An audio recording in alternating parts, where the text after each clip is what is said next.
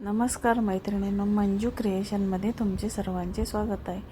तर आज मी तुम्हाला बटाट्याची आमटी कशी करायची हे दाखवणार आहे। बटाट्याच्या आमटीची रेसिपी मी तुम्हाला दाखवणार आहे। या ठिकाणी मी एक मोठा बटाटा घेतलेला आहे।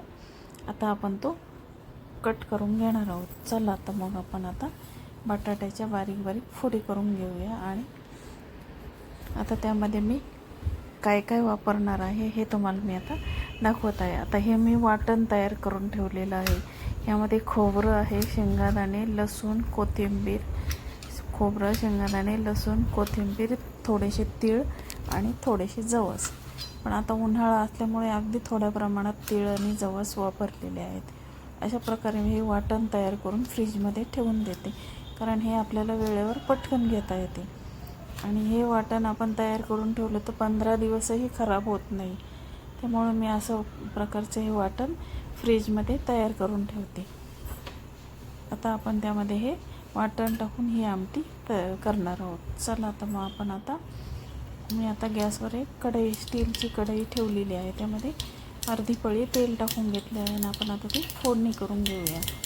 आता यामध्ये जिरे मोहरी टाकून आपण फोडणी करून घेऊ। त्यामध्ये मी कांदा, लसूण मसाला, लाल मिरची पावडर, हळद आणि हिंग टाकले आहे।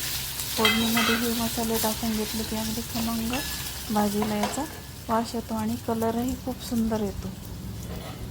आमटीला कलरही खूप छान होतो। यामध्ये मी काश्मीरी मिरची पावडर वापरते, त्यामुळे कलर पण छान येतो आणि तिखट पण लागत नाही।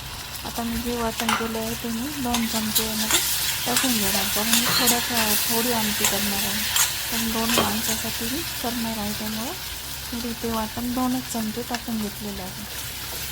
आता आपण हे व्यवस्थित असं परतून घ्यायचं आहे। आधी ते खोबरं वगैरे मी तेल टाकून भाजून घेतलेलं आहे। आता जास्त परतायची पण गरज पडत नाही, थोड्या प्रमाणात आपण त्यांना परतायचं आणि त्यामध्ये आता आपण पाणी टाकून घेऊया।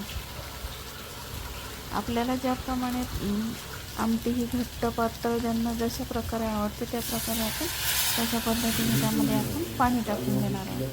तर बघा मैत्रिणींनो, आता त्यामध्ये मी पाणी टाकून घेतलेलं आहे। आता आपण त्यामध्ये मीठ टाकून घेऊया आणि आमटी शिजायला ठेवून घेऊया। आता त्यामध्ये मी मीठ टाकून घेत आहे। बघा, त्यामध्ये 1 चमचा मीठ टाकलं आहे आणि आपण आता त्याच्यावर झाकण ठेवून आमटी ही शिजवून घेऊया। बटाट्याला शिजायला काही वेळ लागत नाही, 10 मिनिटामध्ये आपली आमटी रेडी होऊन जाते। तर बघा मैत्रिणी, आता त्यावर मी झाकण ठेवलेलं आहे। आता आपण आमटी शिजायची वाट बघूया। बघा, आपली आता आमटी तयार झाली आहे आणि बघा कलर पण किती छान आला आहे आणि टेस्टला पण खूप सुंदर लागते, बिलकुल तिखट लागत नाही। कारण काश्मीरी मिरची पावडर नेहमी वापरायची, कारण त्याचा कलरही छान येतो आणि तिखटही लागत नाही। तर बघा मैत्रिणींना, अशा प्रकारे आता आपली ही बटाट्याची आमटी रेडी झाली आहे। अगदी अर्धी पळी तेल टाकलं मी त्यामध्ये, तरीही त्याला छान असा कलर आलेला आहे। तर तुम्हाला ही रेसिपी आवडली असेल तर माझ्या